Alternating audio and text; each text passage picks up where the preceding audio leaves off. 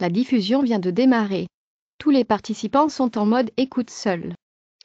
Bonjour à tous et bienvenue sur le webinaire Déclarer son CIR en toute sérénité. Je suis Delphine Cabrol et j'aurai le plaisir d'administrer ce webinaire aujourd'hui. Ce webinaire se déroule dans des conditions particulières puisque nous sommes tous confinés.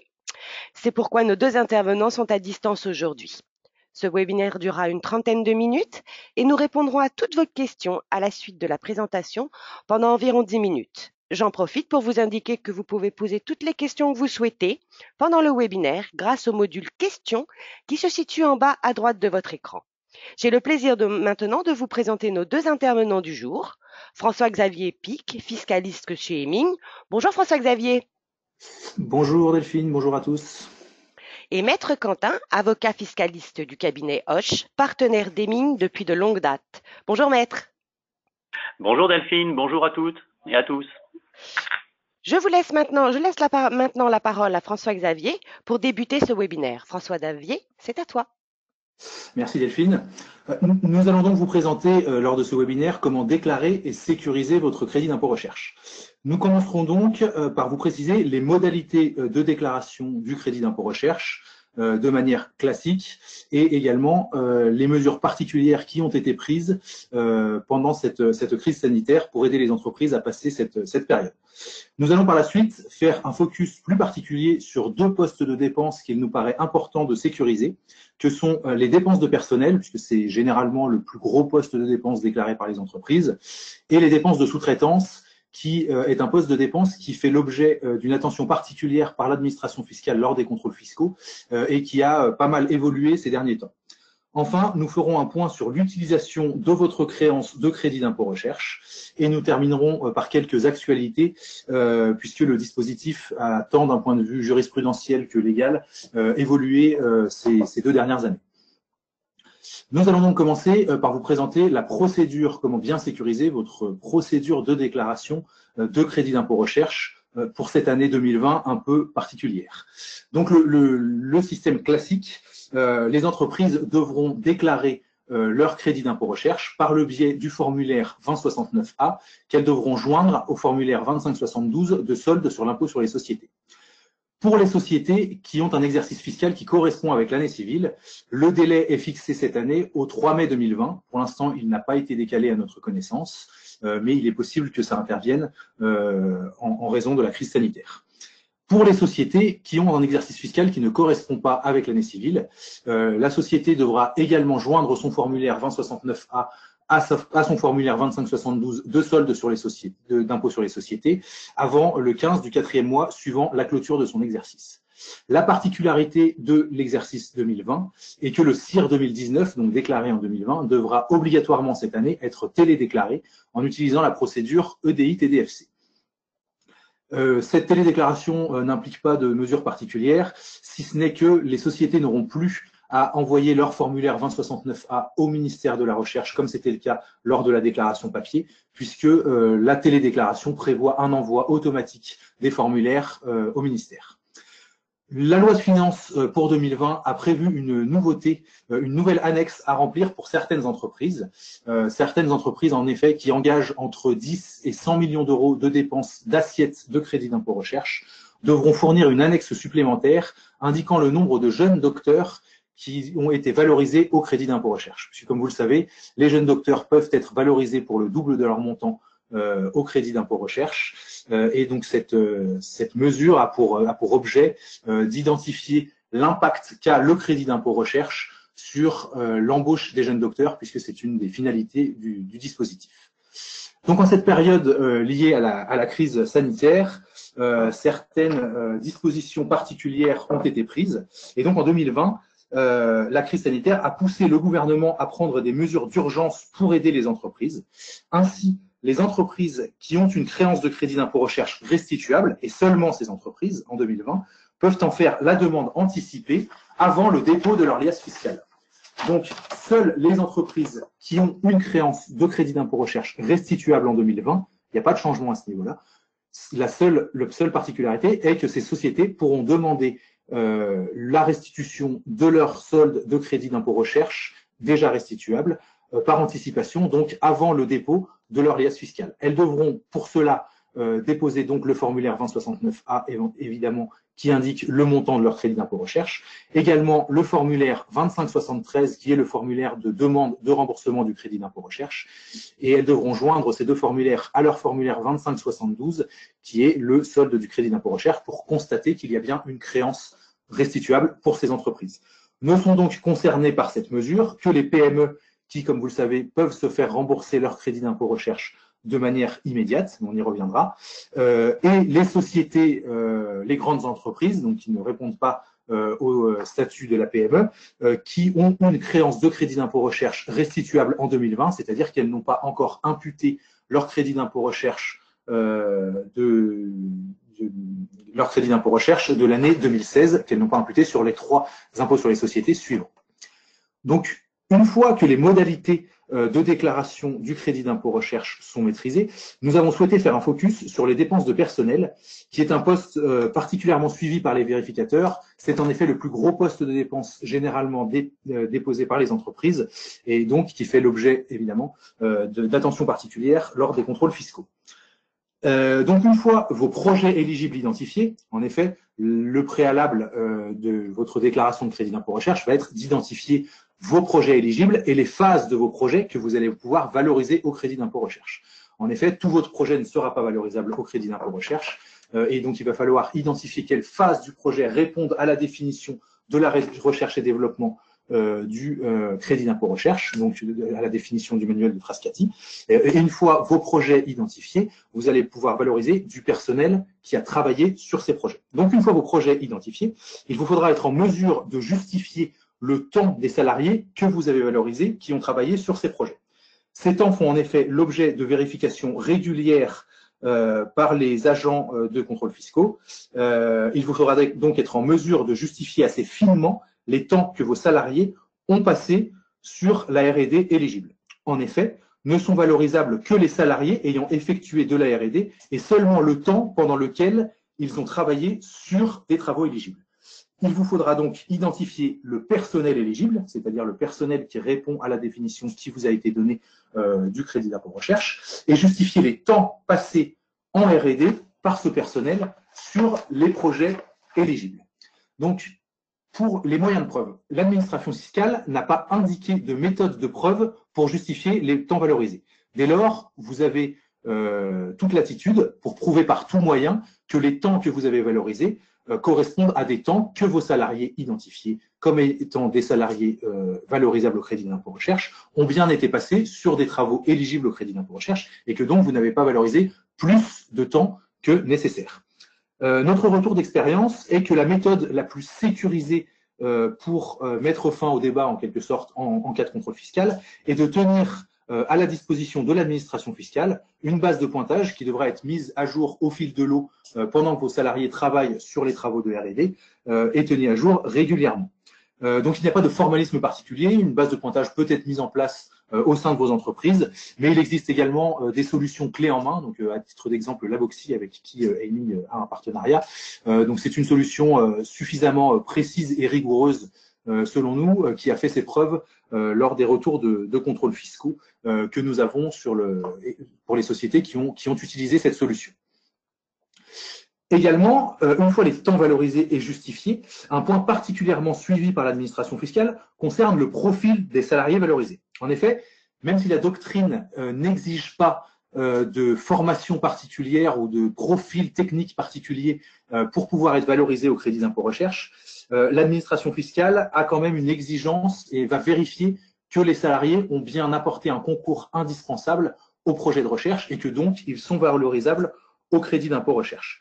Nous avons donc ici indiqué des éléments qui permettent, lors des contrôles fiscaux, de prouver que vos salariés ont bien participé à des opérations de R&D.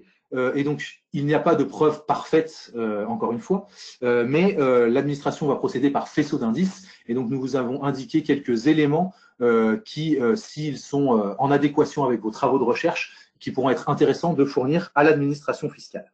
Donc, à titre d'exemple, le diplôme, en effet, si vos salariés ont une formation qui correspond avec le sujet des travaux de recherche que vous menez dans votre entreprise et que vous avez valorisé au crédit d'impôt recherche, ça peut être très intéressant de le fournir à l'administration fiscale. Ça prouvera que, de par leur connaissance, vos salariés sont en mesure d'être indispensables aux travaux que vous menez. Également, le CV, ça peut être intéressant, notamment pour un salarié qui n'a pas forcément un diplôme en adéquation avec les travaux que vous avez valorisés. Si par son expérience, votre salarié a bien effectué beaucoup de R&D dans le domaine des travaux que vous avez valorisés, ça peut être intéressant de fournir le CV et ça montrera à l'administration fiscale que le salarié n'a certes pas une formation en adéquation avec les travaux, mais de par son expérience, a pu acquérir des connaissances qui sont indispensables pour mener à bien vos travaux de R&D. Les contrats et fiches de paye également. Alors, les fiches de paye, c'est plus pour justifier du montant que vous avez valorisé, mais le contrat peut également comporter, dans certains cas, des descriptions des travaux que votre salarié a effectués, ou du moins que votre salarié a vocation à effectuer des travaux de R&D. Et donc, ça peut être un point également intéressant à fournir. Et c'est généralement, les contrats et les diplômes sont généralement des points qui sont de toute façon demandés par l'administration fiscale sans que vous ayez besoin de fournir par anticipation. La fiche de poste, de la même façon, ça peut être intéressant si vos salariés ont, dans la description de leurs travaux, une partie importante de leur temps qui va être consacrée à de la R&D. Si c'est décrit dans la fiche de poste, ça peut être également intéressant de le fournir. Le pointage, c'est également quelque chose qui est demandé. Alors, encore une fois, on n'est pas obligé de tenir à disposition de l'administration une base de pointage, mais il va bien falloir prouver les temps que vous avez valorisés. Et dans ces cas-là, avoir une base de pointage, comme on l'a dit, c'est selon nous la méthode la plus fiable et sécurisée. Et donc, si vous avez une base de pointage qui a été tenue à jour au fil de l'eau, c'est quelque chose qui va vraiment sécuriser votre crédit d'impôt recherche, du moins sur ce point-là. Et également, si vos salariés ont délivré des livrables pendant l'année et que ces livrables sont clairement indiqués comme ayant été effectués par vos salariés, ça peut être intéressant également de fournir. Voilà, donc c'est tout un ensemble de preuves qui va vous permettre de prouver à l'administration fiscale que vos salariés ont bien un profil qui leur permet de faire de la R&D et donc d'être valorisables au titre du crédit d'impôt recherche. Donc, également, nous avons souhaité faire un focus, et là, je vais passer la parole à Maître Quentin, sur la sous-traitance, qui nous semble être un poste de dépense important à sécuriser également. Oui, merci François-Xavier. La sous-traitance, c'est souvent, dans beaucoup d'entreprises, en tout cas, le deuxième poste de dépense éligible au bénéfice du crédit d'impôt recherche. Alors, on rappelle juste que ces dépenses de sous-traitance sont retenues dans la limite de 3 fois le montant total des autres dépenses de recherche qui ouvrent droit au crédit d'impôt et qu'on a un plafond qui est susceptible de s'appliquer, plafond qui est généralement de 10 millions d'euros, mais qui est ramené à 2 millions d'euros lorsqu'il existe des liens de dépendance entre le donneur d'ordre, c'est-à-dire celui qui confie les travaux de R&D, et le sous-traitant privé agréé qui réalise ces opérations. Alors, précisément, c'est la première chose, c'est qu'il faut que le donneur d'ordre s'assure que le sous-traitant, que l'organisme privé soit bien agréé par le MESRI, c'est-à-dire le ministère de la Recherche. On recommande bien entendu également qu'il y ait un contrat, un cahier des charges, des conditions particulières qui permettent de faire le lien entre les projets éligibles au crédit d'impôt recherche et la nature des dépenses engagées par le sous-traitant et facturées au donneur d'ordre sur la base de factures explicites qui font référence au contrat. En pratique, ce n'est pas toujours aisé de faire le lien entre les factures et les cahiers des charges ou les contrats. Donc, il est important de bien documenter ces éléments contractuels entre le sous-traitant et l'organisme privé agréé. D'autant que les contentieux avec les autorités fiscales sont nombreux en ce qui concerne tant les donneurs d'ordre que les sous-traitants privés agréés. En ce qui concerne les donneurs d'ordre, donc ceux qui confient des opérations de R&D, on attend avec une certaine impatience une décision prochaine du Conseil d'État en pourvoi en cassation de l'affaire FNAMS, puisqu'en effet, la Cour administrative d'appel de Paris, le 20 décembre 2018, avait rendu une solution très défavorable aux intérêts des entreprises, mais qui suivait la ligne fixée par l'administration fiscale, en considérant que l'administration fiscale était fondée à rejeter les dépenses de sous-traitance confiées par un donneur d'ordre, alors même que ce dernier avait démontré que les travaux sous-traités étaient nécessaires aux opérations menées en interne, dès lors que les travaux sous-traités ne portaient que, en quelque sorte, que sur un sous-ensemble, c'est-à-dire que sur une partie des travaux éligibles. En effet, l'administration fiscale considère de manière très restrictive que pour que les travaux confiés aux prestataires soit pris en compte dans l'assiette du CIR du donneur d'ordre, il faut qu'il constitue isolément des travaux de R&D, en quelque sorte une prestation de R&D autonome, ce qui nous semble aller au-delà des exigences légales et réglementaires. La société FNAMS s'est pourvue en cassation contre cette décision. Le pourvoi a été admis par le Conseil d'État, lequel devrait, comme je vous l'indiquais à l'instant, trancher normalement dans le courant de l'année 2020. C'est un dossier qu'on suit avec attention. Deuxième actualité liée à la sous-traitance, et cette fois-ci, elle va concerner les prestataires privés agréés, et elle était très attendue, puisqu'en effet, la Cour administrative d'appel de Versailles, dans les affaires Capgemini et Altran Technologies, puis la Cour administrative d'appel de Paris, plus tardivement en décembre dernier, dans l'affaire AK Technologies, ont tranché sur le point de savoir si les prestataires privés agréés pouvaient retenir dans l'assiette de leur propre CIR les travaux de R&D qu'ils étaient amenés à réaliser à l'occasion de prestations qui leur étaient confiées par des donneurs d'ordre privés, pour autant, bien entendu, que ces prestations ne portent pas sur des opérations de R&D à strictement parler.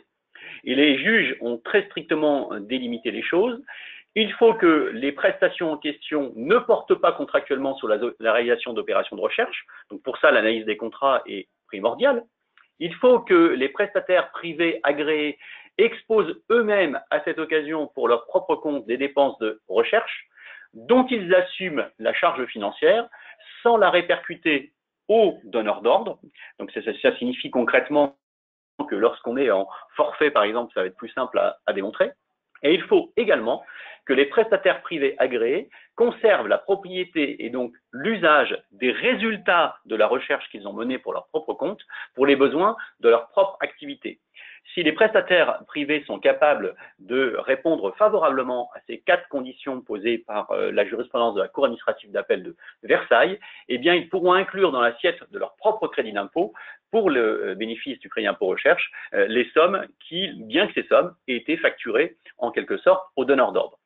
Alors, il faut savoir que l'administration fiscale ne s'est pas pourvue en cassation devant le Conseil d'État de ces décisions de la Cour administrative d'appel de Versailles, qui ont été suivies d'autres depuis, car en effet, les services de l'administration fiscale appliquent dorénavant cette doctrine, et notamment dans le cadre des contrôles fiscaux qu'ils mènent à l'encontre des donneurs d'ordre. Il s'attache notamment à s'assurer que les prestations qui sont confiées par les donneurs d'ordre aux prestataires privés agréés constituent bien des opérations de R&D externalisées, faute de quoi ils rejettent les dépenses de l'assiette du crédit impôt recherche du donneur d'ordre.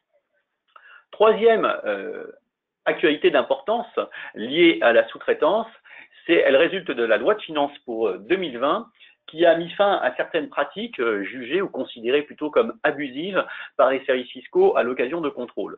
En effet, l'administration fiscale s'est rendu compte que dans un certain nombre de situations, lorsqu'un donneur d'ordre confiait des opérations de R&D à un prestataire privé agréé, celui-ci pouvait lui-même sous-traiter la totalité ou une partie de ses prestations de R&D à un autre sous-traitant non agréé. Il existait dans ces conditions un risque réel de double prise en compte d'une même dépense de R&D dans l'assiette de 2 personnes différentes, dans l'assiette du CIR de 2 personnes différentes, le donneur d'ordre initial et le prestataire privé non agréé de second rang. Alors, il y a des contentieux qui ont été engagés par l'administration fiscale, qui ont donné lieu à une décision de la Cour administrative d'appel de Paris du 29 novembre 2018, l'affaire Ace France, qui a été jugée favorablement pour l'administration fiscale, mais qui a fait l'objet d'un pourvoi en cassation. Et là aussi, le Conseil d'État, une décision est attendue dans le courant de l'année 2020. Donc pour le passé, j'aurais tendance à dire que on va attendre la suite de la jurisprudence et notamment dans quel sens le Conseil d'État va trancher, s'il va donner raison ou pas à l'administration fiscale. Et puis pour l'avenir, c'est tranché par la loi de finances pour 2020 qui interdit la sous-traitance en cascade, puisqu'il est précisé que les donneurs d'ordre ne pourront pas retenir dans l'assiette de leur crédit d'impôt recherche les prestations de R&D qui sont confiées à un prestataire privé agréé lorsque celui-ci sous-traite en totalité ou en partie les prestations à un organisme privé non agréé. Il sera toutefois possible ponctuellement de déroger à cette interdiction si la sous-traitance de second rang, on va l'appeler comme ça, s'effectue au profit d'un organisme public ou d'un organisme privé agréé lui-même, sans qu'on sache pour l'instant la nature exacte de cette dérogation et sa portée. On attendra les commentaires de l'administration fiscale.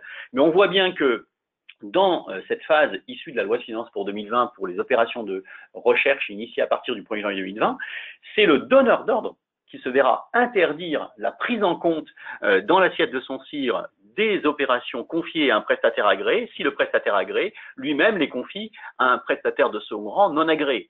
Ça signifie très concrètement qu'il va falloir que les donneurs d'ordre soient très vigilants sur la nature des contrats et des conventions conclues avec les prestataires agréés pour restreindre le recours à la sous-traitance en cascade, faute de quoi c'est eux qui se verraient refuser le bénéfice du CIR sur la partie des prestations ainsi externalisées. Voilà ce qu'on peut dire sur l'actualité assez large concernant la sous-traitance. Et François-Xavier reprend la parole pour vous dire ce qu'il convient de faire de sa créance de crédit impôt recherche. Merci Eric. Donc en effet, une fois votre déclaration déposée et sécurisée, la question qui se pose, c'est que faire de votre créance de crédit d'impôt recherche. Donc en effet, le principe de base, c'est que le crédit d'impôt recherche s'impute sur l'impôt sur les sociétés. Cependant, dès lors que votre créance de crédit d'impôt recherche est supérieure à votre impôt sur les sociétés ou que vous ne payez pas d'impôt sur les sociétés, la société va disposer d'une créance de crédit d'impôt recherche sur l'État.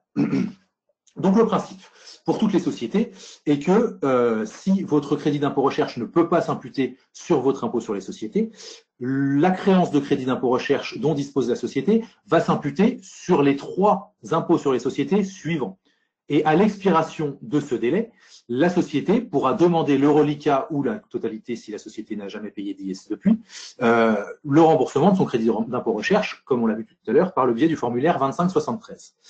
Par exception, certaines entreprises, donc les PME en l'occurrence, peuvent demander le remboursement immédiat de leur crédit d'impôt recherche. Donc, peuvent bénéficier de cette disposition les PME au sens communautaire, donc qui engagent moins de 250 salariés et qui ont un chiffre d'affaires inférieur à 50 millions d'euros ou un bilan inférieur à 43 millions d'euros. Les sociétés qui rentrent dans ces critères peuvent demander, bien sûr, après imputation sur leur impôt sur les sociétés de leur créance de crédit d'impôt recherche, le remboursement du reliquat de manière immédiate. Pour les autres sociétés qui souhaitent rendre liquide et exigible leur créance de crédit d'impôt recherche, il existe des solutions pour se faire financer leur crédit d'impôt recherche de manière anticipée. Donc le préfinancement du crédit d'impôt recherche est une de ces solutions. Le préfinancement donc, est proposé par certains établissements bancaires et il consiste à, pour la société, se rapprocher d'un établissement bancaire et se faire financer ses travaux de recherche avant même la déclaration de crédit d'impôt recherche. Donc, l'établissement bancaire va financer les travaux de recherche et par la suite, suite à la déclaration par la société, elle cédera sa créance de crédit d'impôt recherche à l'établissement de crédit qui lui avait fait une avance en quelque sorte. Également, suite à la déclaration de crédit d'impôt recherche, une société qui dispose d'une créance mais dont elle ne peut encore demander le remboursement peut mobiliser sa créance auprès d'un établissement bancaire. Donc, dans ces cas-là, elle va se rapprocher de l'établissement bancaire qui va généralement auditer les travaux de recherche pour bien évidemment s'assurer que le crédit d'impôt de recherche a été suffisamment sécurisé et qu'en cas de contrôle fiscal, il n'y ait pas de remise en cause du crédit d'impôt recherche. Dès lors que la créance est certifiée, donc la société devra faire certifier sa créance par le commissaire aux comptes de l'administration fiscale, et dès lors que cette créance est certifiée, l'établissement bancaire va la société va céder sa créance à l'établissement bancaire qui, en cas de contrôle fiscal, pourra se retourner contre la société pour qu'elle justifie, bien entendu, son crédit d'impôt recherche et qu'il n'y ait pas de remise en cause. Il est également possible pour les sociétés d'imputer, donc une fois que la créance est devenue liquide et exigible, donc soit immédiatement pour les PME, soit à l'expiration d'un délai de 3 ans pour les autres entreprises, il est possible pour ces sociétés de demander l'imputation de leur créance de crédit d'impôt recherche sur un autre impôt. Donc, ça peut être une échéance à venir d'impôt sur les sociétés, donc en N+4, N+5, si la société le souhaite. Mais elle peut également demander une imputation sur un autre impôt, donc ça peut être la taxe sur les salaires, la TVA à titre d'exemple.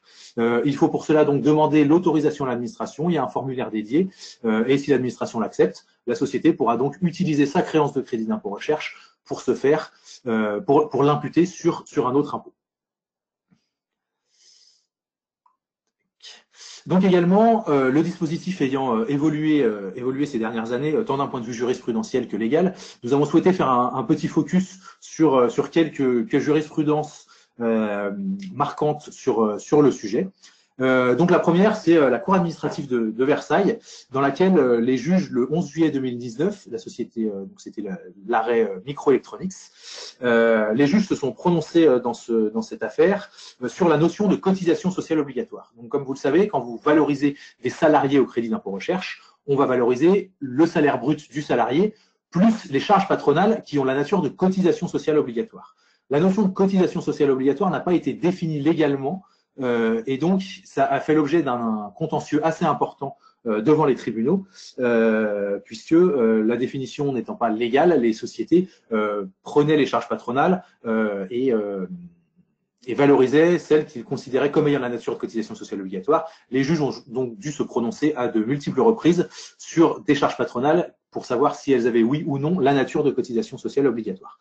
Donc dans cette affaire, les juges ont considéré que la subvention versée au comité d'entreprise, le FNAL, la cotisation solidarité autonomie, la taxe d'apprentissage et l'effort de construction ont la nature de taxes et non de cotisation sociale obligatoire, et que à ce titre, elles ne sont pas, ces cotisations patronales ne sont pas éligibles au crédit d'impôt recherche.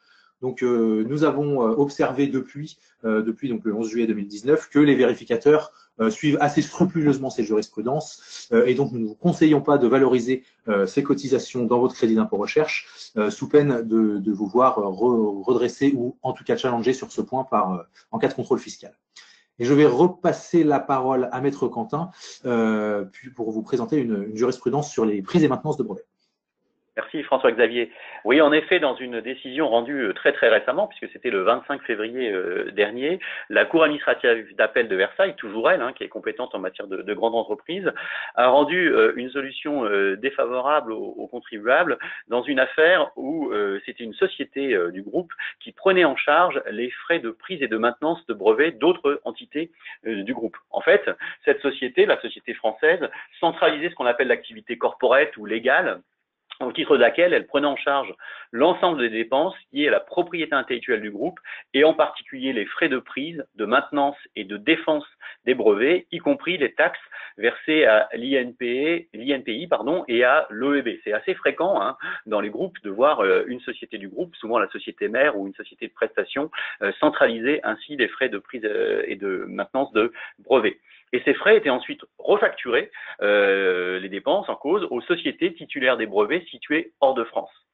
Du fait de cette refacturation, la société s'était vue refuser la prise en charge de ces dépenses dans l'assiette de son crédit d'impôt recherche par l'administration fiscale à l'occasion d'un contrôle, et la Cour administrative d'appel de Versailles a considéré que l'administration fiscale était en droit de refuser le bénéfice du CIR à raison de ces dépenses, dès lors qu'elles n'avaient pas été effectivement supportées par la société en question, puisque ces dépenses avaient été répercutées aux filiales du groupe qui étaient situées hors de France et qui étaient détentrices des brevets en question. Donc c'est une solution défavorable. On ignore à ce stade s'il y aura un pourvoi en cassation d'effectuer devant le Conseil d'État, puisque le délai pour ce pouvoir en cassation n'est pas encore expiré, et donc il convient d'être vigilant dans ce type de situation. Alors précisément d'ailleurs, François-Xavier va conclure ce webinaire avec le lien entre le crédit impôt recherche et le nouveau régime des brevets issu de la loi de finances pour 2019. Merci Eric. En effet, nous avons souhaité faire un léger focus sur le nouveau régime d'imposition des revenus d'actifs de propriété intellectuelle. Donc en effet, depuis la loi de finances 2019, les revenus de propriété intellectuelle ne sont plus taxés à 15% indifféremment, mais l'avantage fiscal est calculé en fonction des dépenses de recherche engagées sur le territoire français. donc ce lien entre l'avantage fiscal dont vont pouvoir bénéficier les entreprises sur leurs revenus d'actifs de propriété intellectuelle et les dépenses de recherche nous fait un lien naturel vers le crédit d'impôt recherche, puisque les dépenses de recherche qui vont pouvoir être prises en compte dans le calcul de ce nouvel avantage fiscal répondent à la même définition, même si ce sont des postes de dépenses un peu différents, que les dépenses éligibles au crédit d'impôt recherche. C'est pourquoi donc Hemming, en partenariat avec le cabinet Hoche, propose d'accompagner les entreprises sur ce calcul de ce nouvel avantage fiscal. Donc, n'hésitez pas à poser des questions sur le sujet. Nous pourrons vous accompagner sur ce point-là. Donc voilà, je vais repasser la parole à Delphine pour la séance de questions. Merci beaucoup à vous deux pour ce webinaire très intéressant. Effectivement, j'ai quelques questions qui arrivent par l'intermédiaire du module chat. N'hésitez d'ailleurs pas à continuer à poser vos questions. La première est en rapport avec le Covid-19. Y aura-t-il un report de la date de déclaration du CIR et de la date de déclaration du résultat au regard de la crise sanitaire? Qui souhaite répondre à cette question? Peut-être François-Xavier? Allez, je la prends. Alors, pour l'instant, nous n'avons pas connaissance de mesures qui ont été prises à cet égard. Cependant, il est apparu dans un article des Échos de ce matin que visiblement la DGFiP avait décalé la déclaration au 31 mai de résultat, ce qui décalerait mathématiquement la déclaration de crédit d'impôt recherche. Mais encore une fois, à ce stade, nous n'avons pas d'informations officielles sur ce point-là. Merci François-Xavier. Alors j'ai deux questions qui sont assez proches. L'une est pour les mesures liées au Covid-19. Une société dont l'exercice clôture au 30 septembre 2020 peut-elle demander le remboursement de son crédit, de son CIR 2019 avant la clôture de l'exercice? Mais elle va avec une seconde question. Qu'en est-il des créances dont le remboursement vienne à échéance en 2021 et après? Peut-être Maître Quentin, pouvez-vous répondre à cette question? Oui, alors concernant la deuxième déjà, très clairement, pour l'instant du moins, la mesure de tolérance qu'a commenté François-Xavier tout à l'heure ne concerne que le remboursement immédiat des créances de CIR dont le remboursement est venu à échéance. C'est-à-dire que pour les grandes entreprises ou les entreprises qui ne respectent pas les conditions pour le remboursement immédiat, eh bien, elles ne peuvent pas, pour l'instant, bénéficier du remboursement immédiat des créances lorsque le délai de 3 ans n'est pas encore expiré. Alors peut-être qu'il y aura une mesure en ce sens. Vous vous souvenez peut-être que à l'époque de la crise financière, on avait eu une mesure de remboursement immédiat de l'ensemble des créances de CIR, mais à ce stade, ce n'est pas encore décidé. On peut simplement dire qu'un certain nombre d'organisations patronales et de syndicats professionnels en ont fait la demande auprès de Bercy, mais qu'il n'y a pas eu de réponse claire de Bercy pour l'instant. Sur la première question concernant, si je me souviens bien, l'entreprise qui a déterminé une créance de crédit impôt recherche au titre de l'année civile 2019, mais qui a un exercice à cheval et qui se clôture le 30 septembre prochain, à mon sens, elle ne peut pas bénéficier du remboursement immédiat non plus, dans la mesure où elle doit attendre la clôture de l'exercice en cours, c'est-à-dire la clôture de l'exercice au 30 septembre prochain, pour déposer le plus rapidement possible sa déclaration et solliciter le remboursement immédiat, si elle a droit, bien évidemment, à ce remboursement immédiat. Merci beaucoup, Maître. J'ai une autre question qui arrive au niveau du chat. Covid-19 pour les CIR 2016, 2017, 2018, je peux demander la restitution? Qui d'entre vous souhaite répondre? Alors, tout va dépendre dans quelle situation est la société, en fait. Est-ce que c'est une entreprise qui est une PME communautaire qui a droit au remboursement immédiat? Je suppose que non, parce que sinon, les créances de CIR ne seraient pas si anciennes. Donc, elle a droit, cette entreprise, donc à supposer qu'elle soit pas une PME ou une société en difficulté, elle a droit au remboursement de ses créances de CIR dont la date de remboursement est venue à échéance au jour d'aujourd'hui. Donc 2018, à ma connaissance, c'est pas encore le cas. Ok, merci Maître. François-Xavier. François-Xavier, une précision? Non, c'est très complet. Je suis en ligne. Merci beaucoup à vous deux. Et j'ai une Moi dernière. aussi, sans mauvais jeu de mots. J'ai une dernière question. Alors, est-ce que la créance CIR dont le remboursement a été refusé par l'administration fiscale ouvre droit à des intérêts moratoires en cas de décision juridictionnelle favorable? Qui souhaite y Ah ben, répondre? ça tombe à pic, sans mauvais jeu de mots aussi, si je puis dire, parce que en fait, par une décision récente du 11 février dernier, la Cour administrative d'appel de Versailles a considéré dans une telle situation, à propos d'un contentieux qui intéressait une société dénommée AIFI, que lorsque l'administration fiscale refuse le remboursement d'une créance de cire, et que finalement, à la suite d'une procédure devant une juridiction administrative et le fait que le contribuable ait gain de cause, la juridiction administrative dit bah si, vous avez bien eu, normalement la créance de cire a été justifiée, donc l'administration aurait dû vous la rembourser, eh bien l'administration doit verser des intérêts moratoires comme s'il s'agissait d'un dégrèvement d'impôt. Merci beaucoup, maître.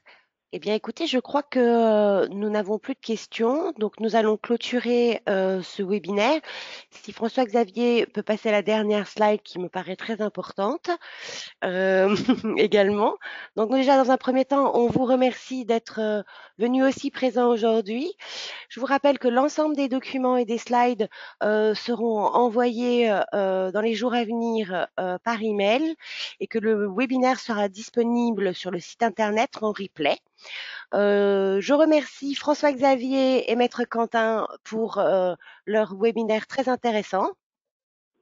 Merci. Merci à tous. Et surtout, prenez tous soin de vous et restez chez vous. Bonne journée à vous. Au revoir. Au revoir.